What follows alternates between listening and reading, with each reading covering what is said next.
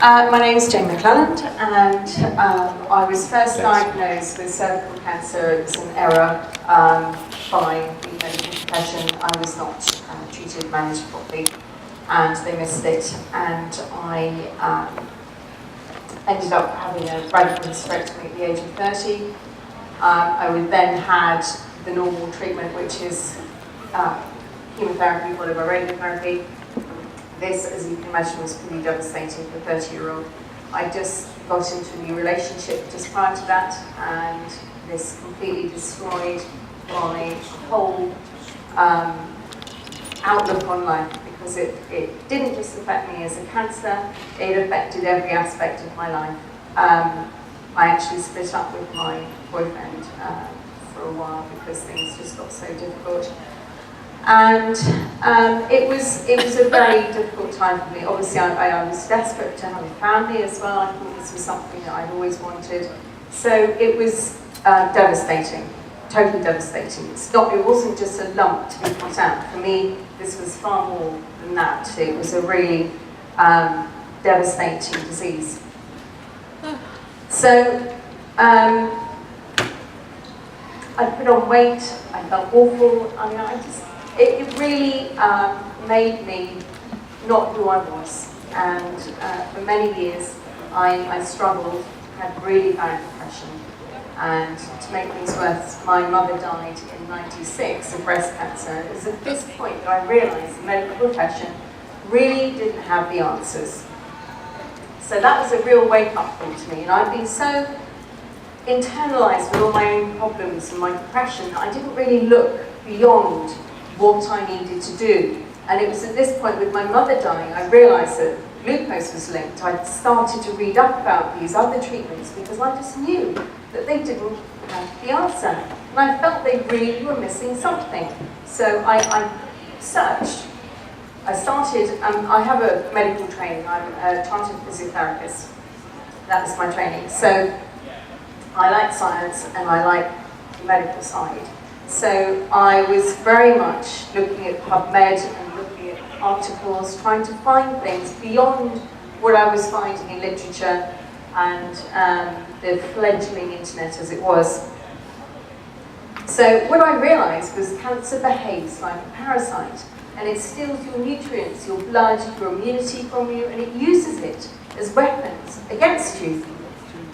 So I fought hard with a radical diet, endless supplements, intravenous vitamin C. And this was when I was diagnosed with stage 4 at the age of 35. And this was in 1999, probably now calculating how old I am. So yet again, I was another devastating blow. And then I kind of got everything under control with the normal conventional treatments and a combination of the alternative stuff. So I was doing intravenous vitamin C and things like that. I think I've probably got a list in a second. But anyway, so I thought I was okay, doing all right, until 2003. And I suddenly getting really wild blood markers and night sweats, feeling incredibly tired. And it turned out I developed leukemia on top of the other cancer as a result of the radiotherapy and chemotherapy that I'd had. So another blow. So yet again, meant to have weeks to live. That kind of cancer, if you've had it as a result of therapy, is fatal normally within weeks. But here I am. So, how did I do it? So was it luck? Was it a spontaneous remission? Was it the conventional treatment? No, it was because I became a revolting patient. I was told not to look at all these alternatives, to avoid fad diets, to avoid supplements and intravenous vitamin C, but I ignored that. I did my own research. So I was this PubMed explorer and cancer Sherlock Holmes. And there was solid science behind every choice that I made. So let me just work them. So this is what I describe as my spot of bother chart. My mother used to describe the cancer as a spot of bother. So in the middle you have the cancer, and you can see all the different things that I was doing, ranging from the intravenous vitamin C, enzymes, all sorts, as well as a low GI diet. And the only drug at this point I was taking was aspirin. And I'll just mention the omega-3 because that is seriously anti-inflammatory as well, and I know that's been talked about a lot in the last few days. So don't get too caught up on that. It's, I think most of all those things anyway, green tea extract, resveratrol, curcumin, all of that. But it was this combination worked really well for the cervical cancer until 2003, but it was when that started developing into the leukemia that I knew it wasn't enough. This other cancer was behaving in a totally different way, and I needed to do something totally radically different. So it was at this point that I used my medical and scientific background, and I put together a combination of old drugs. A lot of you probably going to go drugs, don't want to touch them, but keep an open mind, because these are low toxicity drugs, okay? Some of them have already been mentioned, but they have anti-cancer effects in a small way, but the point is that when you add them together, they work synergistically so that their effects are magnified many times. So this was my combination. I used an old antiplatelet drug called diphenol, a non-steroidal called etodolac, which is normally used for arthritis, lovastatin, which is normally used for high cholesterol, and then I have the omega-3 low glycemic diet and intravenous vitamin C. And together, all of those individually actually starve cancer in individual ways. The diphenol has an affinity for protein. Now it has an affinity specifically for things called nucleosides, and these are little chunks of DNA that make up your DNA strand. And when you have chemo, you break down a whole load of cancer cells. You release all these fragments into the surrounding area, and the cancer cell is incredibly clever. It can grab these fragments and reuse them. So it's lazy and it's a cheat. It'll grab anything it possibly can, and it doesn't just use glucose. I'm afraid it uses amino acids, in particular glutamine, and it also uses fat. So, and particularly, it uses something called the methylate pathway, which is something that statins worked on. Now, I found some research that showed that for head and neck and other HPV-driven cancers, which mine was that people were surviving for long periods, even with advanced disease. And I didn't care. For me, the science of these drugs was compelling enough. I was clinging on to life by my fingernails. I didn't care that there weren't randomized clinical trials. I didn't want to have to wait 15 weeks for the results of that. I might not have even had 15 years, because I might not have had 15 weeks. So it was a leap of faith. So I had to go to various doctors to get all of these prescribed, and I knew that they would probably work best together in synergy. So I was a bit lucky at this point, because my oncologists have been looking into statins for cancer, and they do have very big anti-cancer effects, despite what the press will tell you about cardiovascular things. So just ignore the cardiovascular thing, because we're talking about cancer here. Cancer is a totally different beast to cardiovascular problems. Okay, so in 2004, I then had another spike of my cervical markers, and this is when I remembered the berberine, which I had found in a journal called Journal of Herbal Medicine. And I was thinking again out of the box a little bit back in 1999, because my tumour was keratinizing and it was inflammatory, and I thought it was a little bit maybe like a psoriasis condition, but an aggressive malignant form. So I was looking at psoriasis treatments when I came across berberine, and I discovered it had all these fantastic other properties. So I added that into my combination.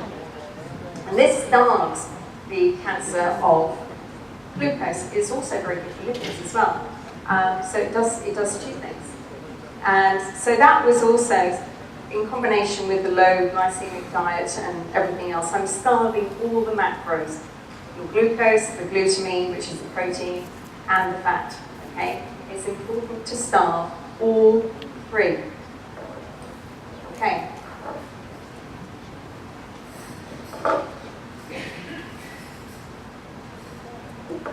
So this was a giant leap of faith.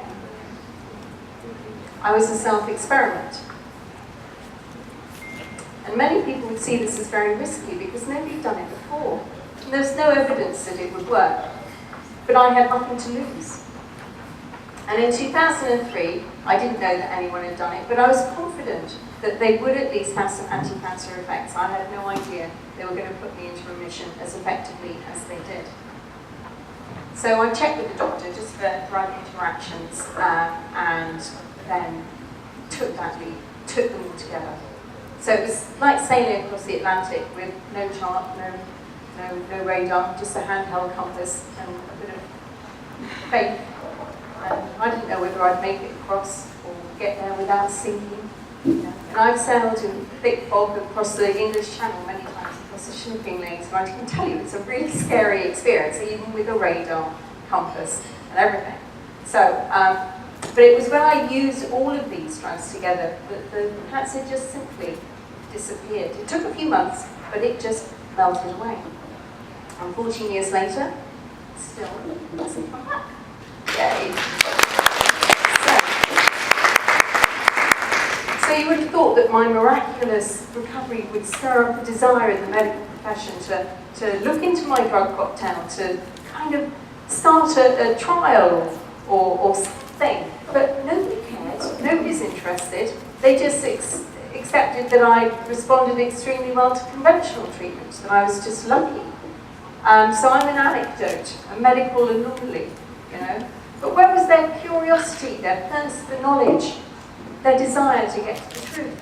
Why weren't they trawling through all these medical literature and trawling through all the stuff that I looked at? Why weren't they doing that? You know? So, as a patient, you know, clinging on, I was just astonished at just how well they worked together. But back then, it was very difficult to get hold of them.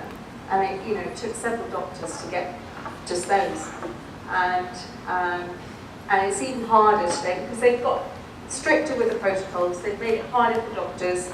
And if you do anything that is beyond their rigid protocols, you're at risk of getting into all sorts of legal hot water. So I was going to read you some bits from my book, but I'm not sure I've really got time for that because I really want to get to some other things. But I tried to get aspirin from just to get approval from my thoracic surgeon about using just aspirin, and he was so negative, tried to put me off, and his comments kind of got into my psyche in a sort of a negative way. And although I tried to ignore it and think I knew what the benefits were. It was a COX-2 inhibitor, VEGF, a vascular endothelial growth inhibitor, and I knew that it was useful. And inflammation around the time of an operation is critical to cut down. You must not have, and I'm saying this, you really should not be having any operation unless you are controlling inflammation. The stress around surgery is a disaster. So, what do doctors prescribe you while you're waiting for your operation? Fretting yourself sick about this parasitic lump that's growing inside of you, sucking up your blood, your immunity, your nutrients? You know the answer, it's absolutely nothing. And what do they give you after you've had your surgery and you're waiting for the chemo and the radiotherapy? Again, absolutely nothing. And this period, this time around the time of the operation is absolutely critical. It's one of the most important times and could really change the survival statistics that we have, which are dismal. They are dismal. And this could, you can improve the statistics somewhere between 20 to 70%, depending on what non-steroid you use around the time of operation. And there are other things that you can be using as well. So there was a study done by these guys here in 2015, and they looked at this perioperative time frame, and they looked at certain things that would help stop metastasis and help stop the spread of the disease. And they came up with these drugs, propranolol, which is a beta blocker, which you may know of, but that's a very powerful VEGF inhibitor. And again, the same non-steroidal that I use. If you're thinking it's looking quite familiar to you, that's because it is very familiar, because it's almost identical to what I did. So they put a statin in there to try and control the growth. The omega-3, again, is a natural anti-inflammatory. And the propranolol and the diprodamol are actually quite similar in some respects, because they're both matrix metalloproteinase inhibitors, which are important for stopping the spread of the disease. People are not paying enough attention to MMPs.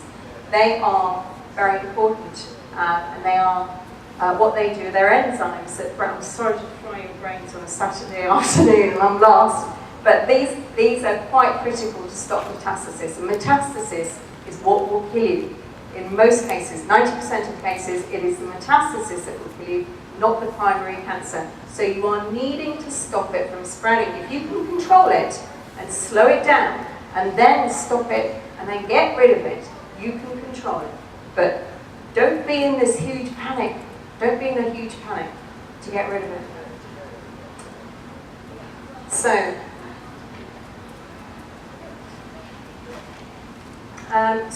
there's been a bit of an explosion recently with more information about these old drugs.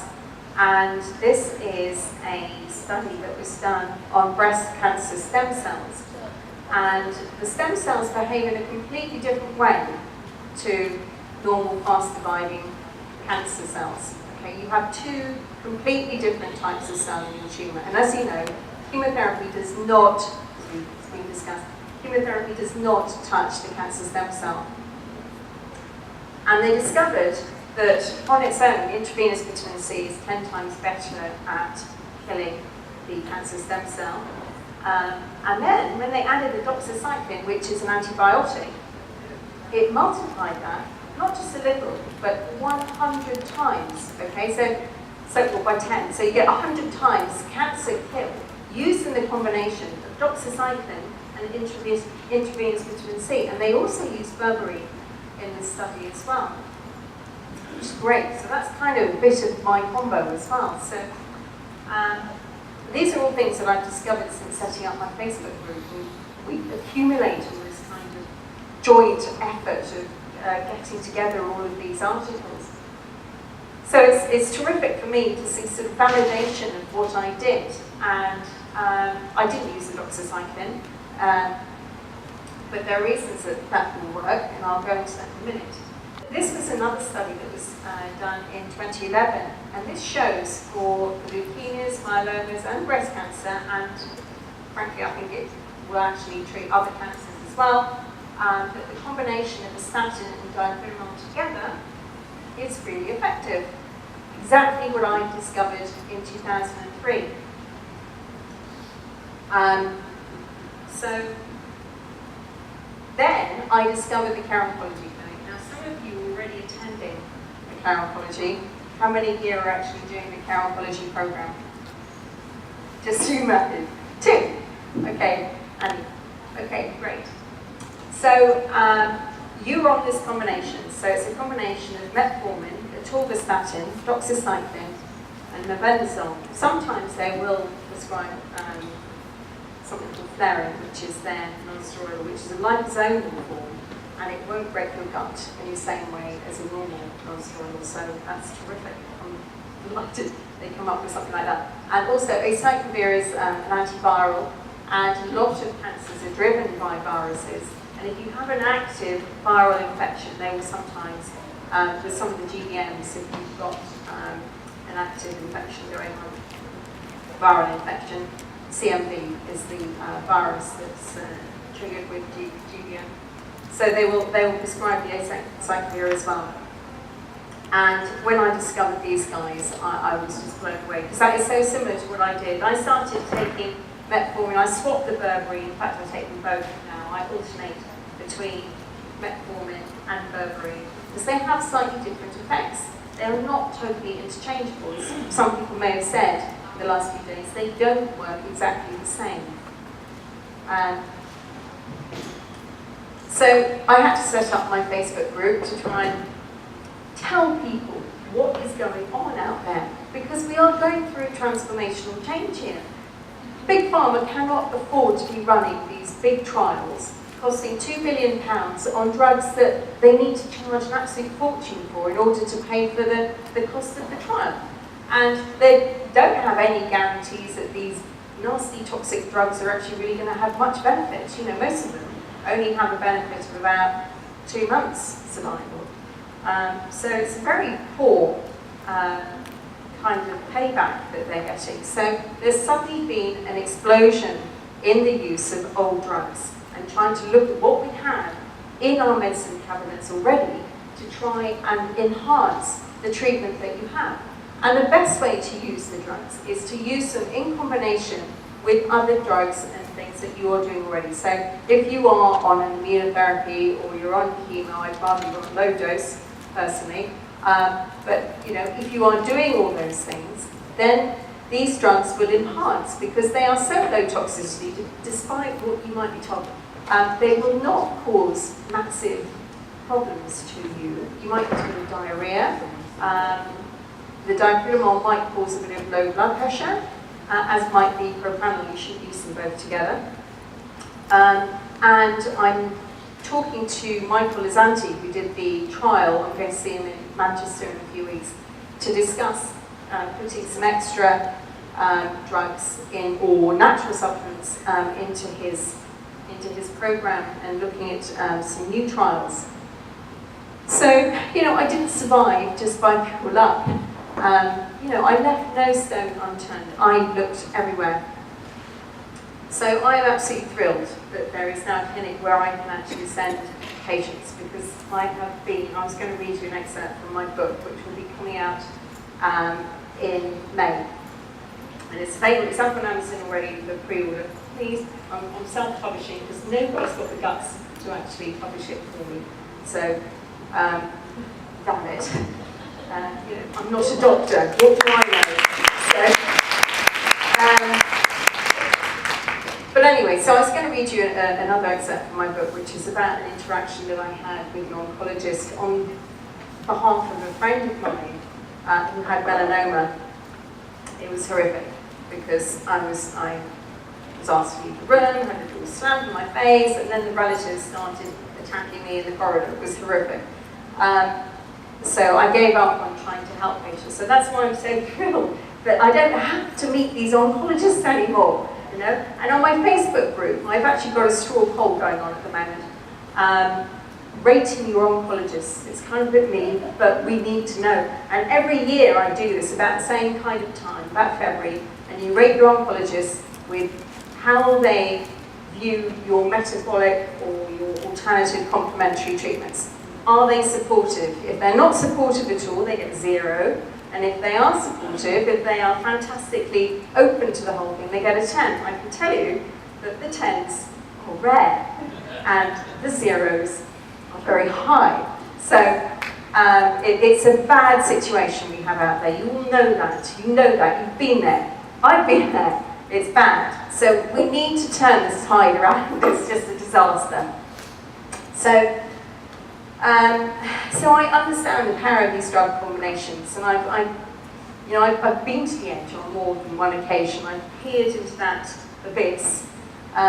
So I knew I had to write my book to try and get you guys to understand that it isn't all bad, because these drugs aren't necessarily this horrendous thing. And part of what I've done to try and explain to patients, and 10 years ago I put this together as a sort of a very basic kind of diagram to describe how you are starving your cancer. So this is what, this is based on my info that I knew 10 years ago. So I said, right, look, I'm using metformin and berberine. That'll starve it of glucose, which is a carb.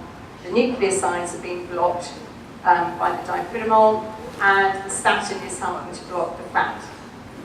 I've moved on from that, and this is what I call my Metromap, the McClelland Metromap. And this actually is a little bit more complicated, but these are all the pathways that I've researched over the last couple of years, 2-3 years, and what I've targeted all of these pathways, and some of the things that I take, like the diphenol, works on several pathways at the same time. Fantastic. Metformin works on several pathways. Berberine works on several pathways. So it looks like you need a huge combination. But the point is that I chose things that I knew had a wide-ranging effect on different things, so that you don't have to take an enormous quantity of, I was taking a lot, but I still take the combination every now and then. In fact, the guys at the Care say to me, well, you treat cancer a bit like a cold. So if I do get a panic, and I still do occasionally panic that the cancer is coming back, for a few weeks I will just take my combination, and you know, I never had a problem.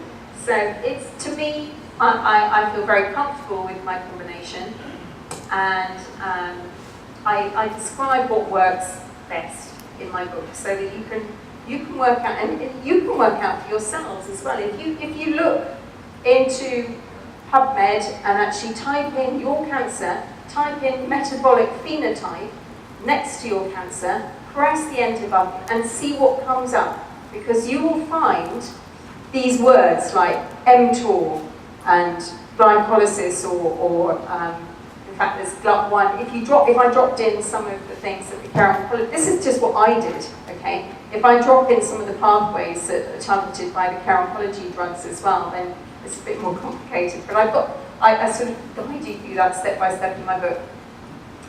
But you all know what glycolysis is, yes? That is the switch from the mitochondria producing the energy to in cytoplasm being made without, so anaerobically, even though it's called aerobic, it's in the presence of oxygen, it will still produce it anaerobically. But what people don't know is that there is also an upregulation of the normal OXPHOS pathway. So this is where controlling the mitochondria is actually quite important. And I know Nature was very much into sort of boosting the mitochondria, but sometimes it is a matter of getting the balance between the anabolic side and the catabolic side, because that is what the cancer is doing. I know it's been discussed in the last few days that there is a constant building breakdown of the cancer, and it is important that you target all of these pathways. And what the Care Oncology do is they actually pulse the doxycycline, which will affect the oxidative phosphorylation. Because what happens, I know it's late on Saturday and you're all drifting off, but what happens is that you get the fibroblasts, which are the connective tissues around the cancer cells. They start eating their own mitochondria, being told to by the cancer cell. They then start using the glycolysis pathway, producing lactate. The lactate then goes back into the cancer cell. The cancer cell then feeds itself on the lactate as well. So that goes into the pyruvate, back into the Krebs cycle, into the OXPHOS pathway. So you actually get an upregulation of the mitochondria that are there. So it's all about the cancer cell grabbing what it can. It's a very clever little beastie, okay? It will find a way to upregulate something so that it keeps its homeostasis, its ability to feed itself with enough nutrients to keep dividing. That's what it does. And that's why it's so difficult to treat. And the answer isn't doing one thing and then another. It just isn't. It has to be a cocktail. You have to target all these pathways as well. In my book, I describe this as a Metromap, because if you block one pathway, and I call this the sort of the Piccadilly Circus, the cancer will find a way to reroute round the metro to come back in a different route. So if you suppress mTOR, you increase something called autophagy. And if you suppress the glycolysis, you increase the phosphorylation. So and you get this everywhere. In the fat section, you get, if you suppress the mevalonate, you get an increase in the SREB1 and 2, and that feeds into the acetate pathway. And acetate, I'm afraid to tell you are ketones, but most people when they go on a ketogenic diet will not get into ketosis for long enough to cause, but you do have to be aware that cancer also feeds on ketones, and people don't know that, okay? I'm saying things slightly wacky here. You may disagree with me, but you can look on PubMed, type in acetate, type in cancer, you will find out for yourselves that cancer feeds on ketones. Book, I say it's all in my book. I'm trying not to make it too much of a medical thing. I'm trying to guide you through with my story, which is up and down, and it's to try and I've done this in a kind of, nobody's taught me this. I've just done this all on my own research to try and make it an easy way to explain to you that this is what you have to do. You need a cocktail that will target all of the pathways that you possibly can. You don't have to do, it depends on how aggressive your cancer is as well. So the more aggressive, the more pathways you're going to have to target.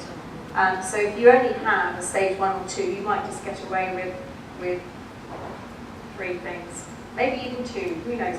But all of this is new territory that we're in right now. None of these things have been, nobody's really done much study. The Chemicology they've only been going since 2014. They started back end of 14. So really, very little data is out there. They're just about to publish in the Daily Mail next week their results on GBM. And they are getting 60% survival for 2 years compared to the best standard of care, which is about 25 or 26. So they are getting, and it's early days, so the longer they go on, the more patients will survive for longer. And patients, when they know just how well this cocktail works, they will actually go there earlier, as soon as people actually know that this is something that they can do beyond the conventional, beyond the normal complementary stuff. It's a very powerful combination. And this is just an overview of kind of what I did. So Professor Seafried, Tom Seafried, who you've probably heard of, wrote Metabolic Cancer. He uses a kind of a press pulse approach with what he does, but he pulses in, he just does this on the metabolic side, and he pulses in something called civicin, which is a glutamine inhibitor. No, Don he uses, it's another glutamine inhibitor. It's a very toxic drug for stopping the glutamine, which is a protein. And I did other things to deplete the glutamine. But my view is that you need to starve the cancer on a basic level all the way through your treatment. And then every now and then you kill it because it's weak. Okay? Once it hasn't got its nutrients, everything it wants to provide, it can't have the energy to do what it wants. And it is much more vulnerable to just being killed off with things like intravenous vitamin C. My etodolac and statin combination trigger a normal process called the caspase cascade, which triggers normal apoptosis. Okay, so it is not the kind of chemotherapy apoptosis that you get, which is a toxic chemical mix. You're getting a far more gentle approach. And low-dose chemo can be used because you've stressed the cancer cell. It's all about stressing the cancer cell and making it weak and vulnerable. So I'm going to take you back to me again. So that was kind of what I did. A little bit different. I'm sorry to fried your brains for that. The book will be available. Please, it'd be lovely. I'm just going to go back to my personal life because it was a mess. So I did want to have a family. I did marry Andrew, and it was still tricky. And I got turned down by the adoption agencies. They didn't want to know. So we then tried fertility clinic, and we found a surrogate and an egg donor. Very complicated. And we tried 4 embryo transfers and got nowhere. So we then found another surrogate. This lady's fantastic. She's an angel, but she still had 3 miscarriages. So it was a disaster, but we carried on. She wasn't a quitter, a bit like me. Keep going. So there we go. She gave it one last try.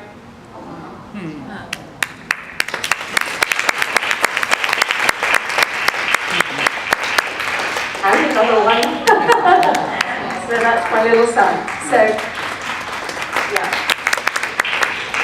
And one of the messages I really want you to take home here is just do not give up, okay?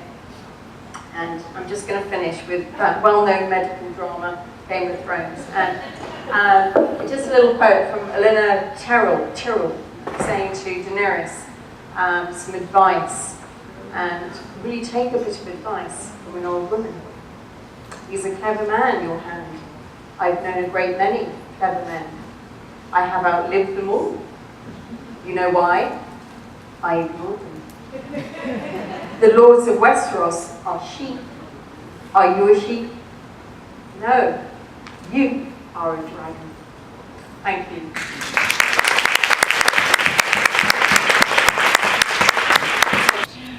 What is the pulsing interval, and would you talk a little bit about the caspase cascade?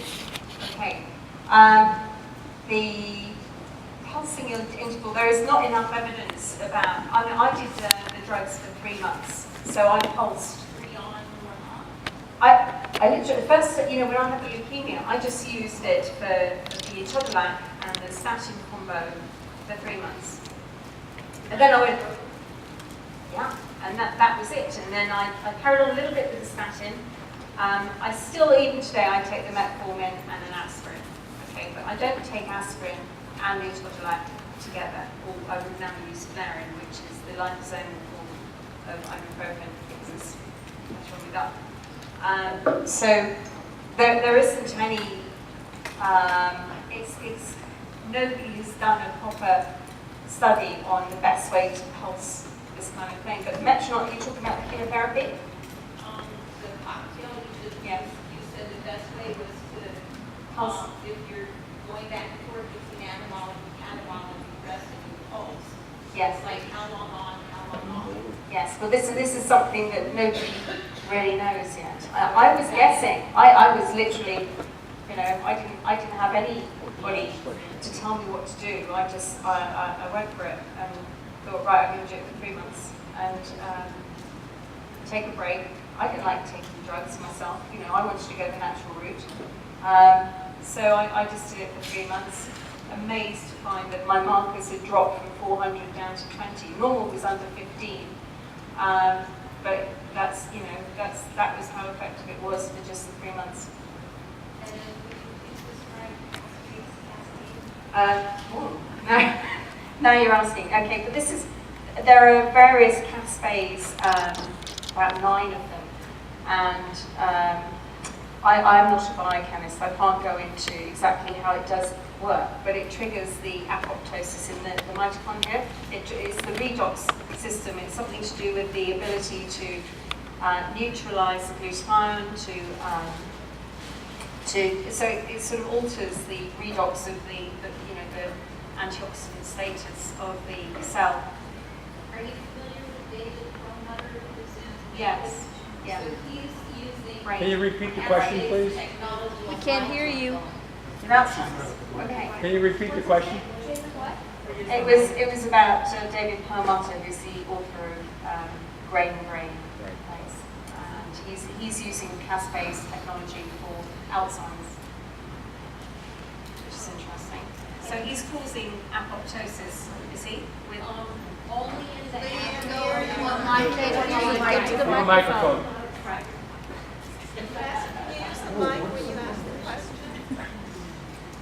Sorry, everybody. When I went to school, I wanted to be a biochemist. I couldn't do calculus or physics to save my life, so I became a nutritionist.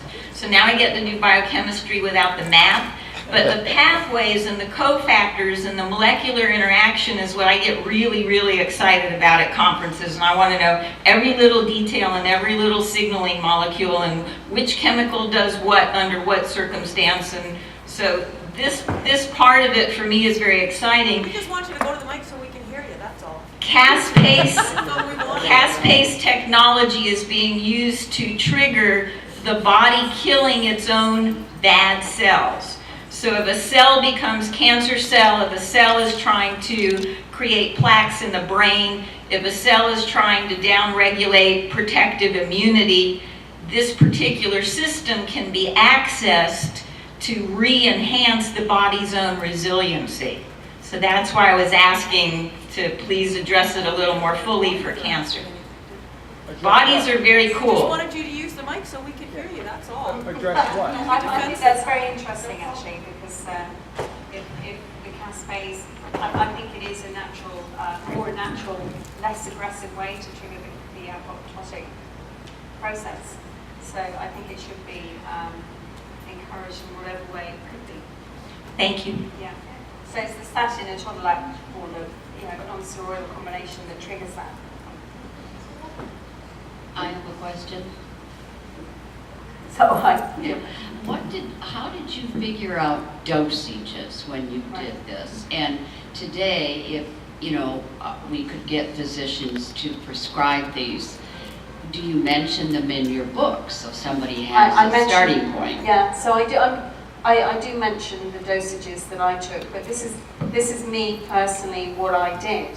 The Care Oncology are looking at dosages of their drugs, and they vary them depending on what your cancer is and how you react to the drugs. They will start you off very slowly sometimes. If metformin can cause diarrhea, it can, so, and that's normally a sign that you actually need it, because it will eventually improve your gut over a period. It's normally only a few weeks that you get diarrhea. But they will start you off very slowly. It depends on, everybody starts on a different dosage. They're very careful and supportive about what they do. I'm a huge fan because they're doing what I've been praying for. Yeah. No, I was just thinking if someone was going to attempt this Yeah. on their own. Well, I don't advise anybody doing this on their own. I still did it under the guise of, the medical profession. You have to get these drugs prescribed by a doctor. So they will give you a recommended dose. Okay, so there are safe dosages, and the point is that you will find literature, like I've just been asked about dosages on my Facebook group, which please join. You will see how people are doing on these things. There's some interesting research about dipridamol for triple-negative breast cancer, stopping progression, and they're using dipridamol on its own, and on its own, you need to use, a huge dose. It's like chemotherapy. They are using huge doses because they're not using a cocktail. HIV, they use a cocktail. That is how people stay in remission for years with HIV. Cancer should be the same. We need cocktails to actually get over this damn thing. We cannot just use one thing, a little bit of this and then a little bit of that, okay? It doesn't work. We need a cocktail. And it works better. If you work together, you get multiplication, the synergistic effect. I just wanted to find out, I know you've mixed all these cocktails and things like that, Yeah. but did you do any research on what effects it would have on the liver especially? Like metformin is very bad for the liver. No, it's not very bad for No, if you look at research, it's actually it's not bad for the liver. Well, It isn't. It isn't. It's one of the safest drugs out there, if not, it's very beneficial for liver cancer as well. So you can look it up on PubMed. Honestly, there is a lot of misinformation out there, and there's a lot of dark forces that don't want these things to be used for cancer because they're cheap and they're off patent. And statins in particular are actually sort of maligned a lot. And there are 7 different types of statins, and some of them are better than others. So the lipophilic ones, the fat-loving ones, are much better than the hydrophilic ones. Pravastatin is particularly useless. And atorvastatin, simvastatin, and the one I use, which is lovastatin, are the lipophilic ones, and the fat-loving ones, and they work much better. Thank you. So, Thank you so much. After a very long and intense conference, you brought a new angle to it all. I'm sorry about that. No, it was fantastic. So thank you so much. I just wanted to know, because we heard also so many angles about different diets. I work with cancer patients with nutrition as well. What particular way of conquering cancer, style of eating are you following with everything else that you do? Would you like to share that? yes, I did more of a paleo kind of diet. I didn't go, you know, I think Atkins was probably around, but I actually followed, I got sort of basics about low glycemic diets from a French guy called Michel Montagnac. Don't know whether you've heard of him, but the Montagnac method, because I'm ancient. This was back in the 90s, okay? So he wrote a book called RAF, not BRCA, BRAF-driven cancers on ketones, okay? So you need to be avoiding, and melanomas have BRAF mutations. So you need to be avoiding ketogenic diets with BRAF-driven cancers. So you recommend basically that any person who's newly diagnosed insists on finding out the phenotype of their cancers. The metabolic phenotype, Yeah. yeah. The doctor won't have a clue, but you know, you can ask. But that's what Google's great for. And then people who say don't look on Google, unfortunately, that what else do we have? You know, and thank God for it, because I wouldn't be here now, because I mean I had to do lots of my stuff through literature, but you know, it all helps. Okay.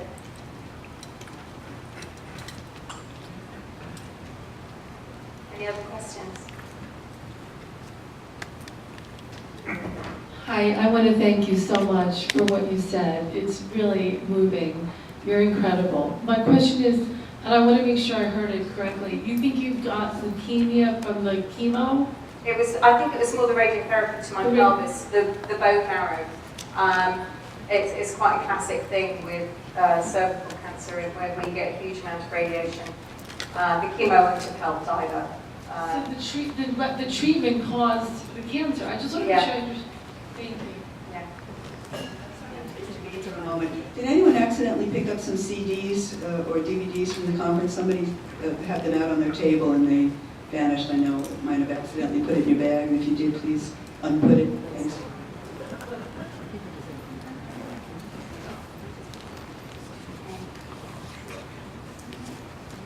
Any other questions? Okay, thank you very much.